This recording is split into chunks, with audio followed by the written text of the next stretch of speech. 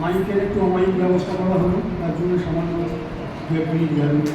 যাই হোক, মূলত তাপস মহাপাত্র, ইন্দ্রজিৎ ভট্টাচার্য, আমার এই অনুচিত বন্ধুদের কাছে অনুশীলন করে কবিতা পড়লেন একটু আসতে এসেছি। এসে তার কি পাওনা হয়েছে আমার দীর্ঘদিনের পুরনো সব কবি বন্ধু, সেসব বন্ধুদের, তারাও উপস্থিত হয়েছে।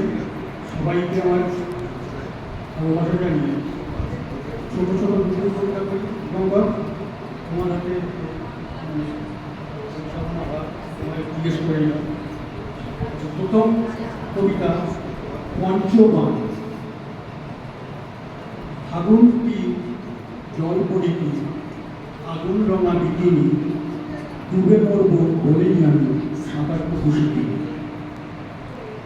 বৃষ্টি আসে, মুচকি হাসে, ব্যালকনিটার ঘেরিয়ে, মেঘ রোদ আদর মাকে ফেব্রুয়ারি পেরিয়ে। ফাগুনবু বিকেল নামে নেশাতুর বাগান, চোখের দিকের মোহর এবং কিছু চা বাগান।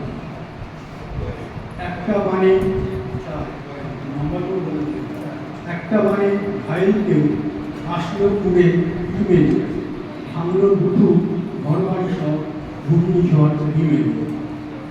5 নিঝুম রাতে সে ভিজে ভাঙছে কারো নিঃশ্বাস, আকাশ ভরা সূর্য তারায় জাগান জর্জ বিশ্বাস। পরের কবিতাটা হেমন্তের ধান।